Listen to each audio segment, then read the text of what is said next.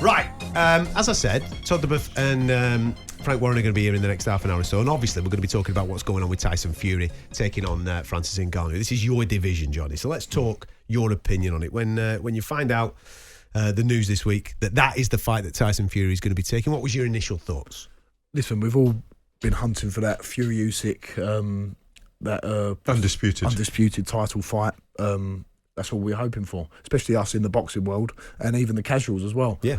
But who am I to judge Tyson Fury? He's gone to the backyard of Vladimir Klitschko, beat him, the champion of 10 years, beat, in my opinion, Deontay Wilder 3 times. The man is in a position I could only dream of being in, and if this is how he wants to do it, yes, it is frustrating for boxing fans, but let him do what he wants. He wants to make money. Fair play to him. I'm no one to judge, and he's going to make a hell of a lot of money off of doing this. Francis Ngannou, the top heavyweight from the UFC game, it will captivate a huge audience, and who knows? Maybe after this fight, that's when he'll move into the undisputed. But I'm no one to pass judgment on Tyson Fury. Adam and I were having we know each other very well. We've worked around events and the fight sports industry together for several years now, and we were having a strong debate before you came into the studio. And my thing is, of course you want to see the undisputed title fight, but let's judge these guys at the end of their careers and who they fought in the end, because I think we will see them.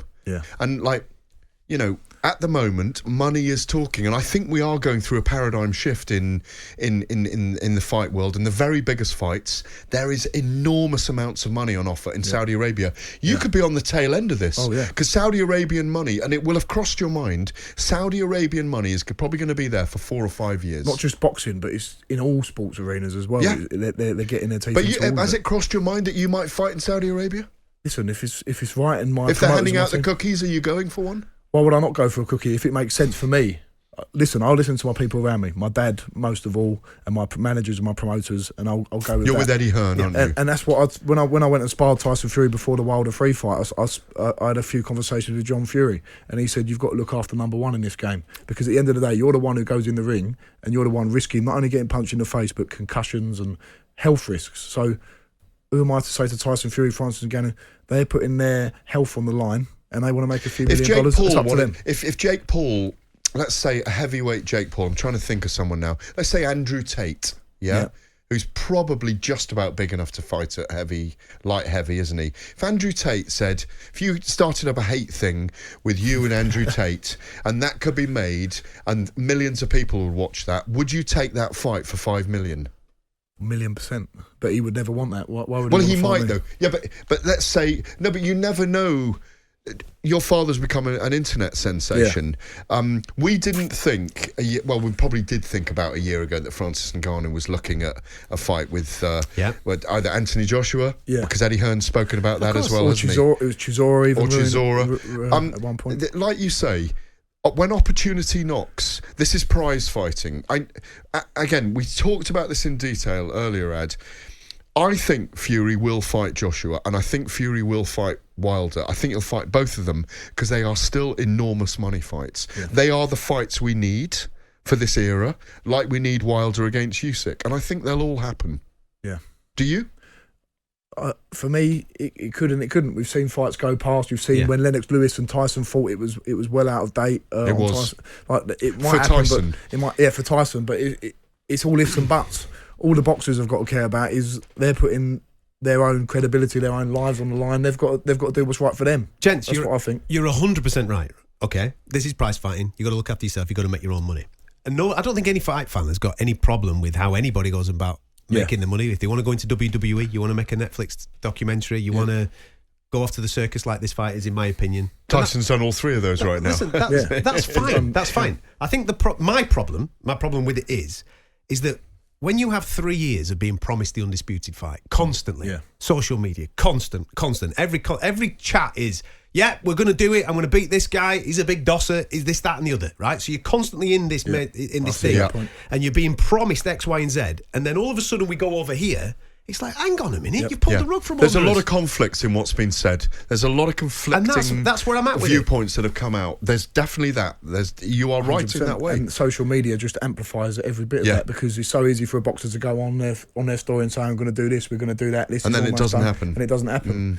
maybe 20, 30 years ago when that wasn't around and no one knew what was kind of happening in the background, then it was less frustrating. But now where we can see everything happen all the time, we're up to date with every little development. 20, 30 years ago, not everything was scrutinised 24/7, and now it is. And whether we like it or not, it is. And it's as simple as that, and we have to accept it as well.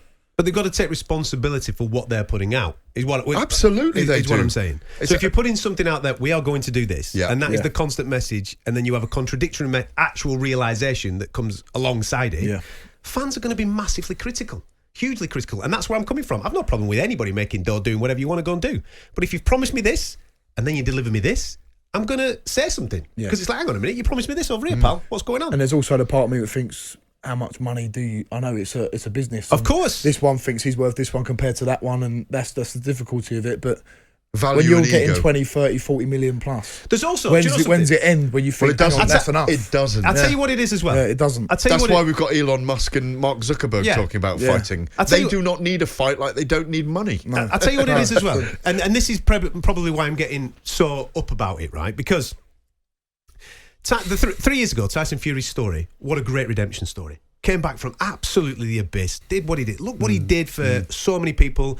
And he put our sport right back on the map with the common man. The common man's looking at this guy going, I see a bit of me in him. He's my guy, right?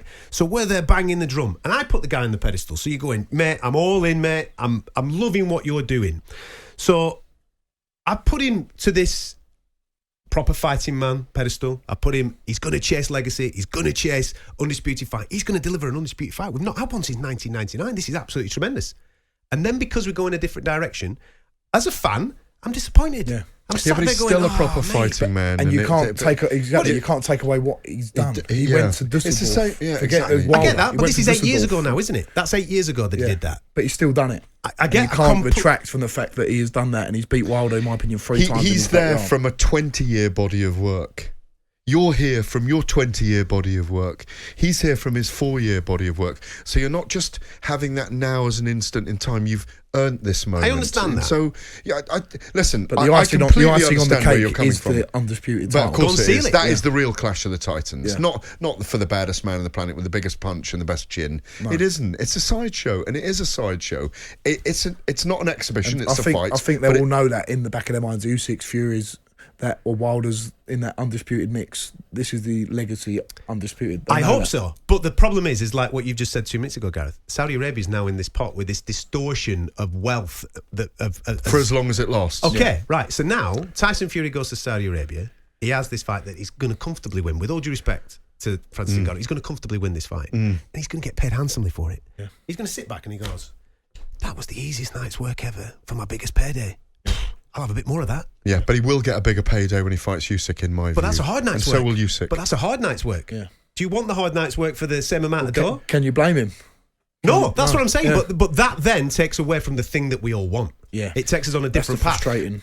For me, like if you go back in, like if I can be cultural about this, if we go back in society where the emperors were the promoters and the gladiators were the fighters, full season you get told, you get told at least that they have the freedom to choose. Even now. Jimmy Tibbs said when we go back to Mickey Duff and Terry Lawless, he said like you'll turn up, you'll weigh in and say right, the promoter say right, you're fighting this one. Yeah, it was 60s and 70s and early 80s. That must have been that even then like 40, promoters and ago. Managers, Mickey Duff and Terry Lawless, of course, back in the day. Yeah. Frank Bruno, those kind of characters, that era, and for those listening, and they had massive control over the fighters. The number, I spoke to a guy called Dave Harris this week from the charitable, the Ringside Charitable Trust. Yeah. There are over, I don't know if you know this fact, you both probably do. There are over 100 boxers in this country, former champions and not, former professionals, who need massive help, and they haven't got any. And some of this money we're talking about, a portion of this money that all the fighters earn should be going towards that, in my view. And Dave's making this point at the moment that he's not getting enough leverage from the big promoters, from the Boxing Board of Control, and we need to help him with that, because you'll be 50 and not boxing at some point, and you may not have money then, or it may have gone, or something. You may not be. I wish not. But I hope things work for you. But you hear of it happening a lot. Of course, a lot of people lost after their fight careers. Yeah. You know, and we've got to look after those that have gone as well. It's very important.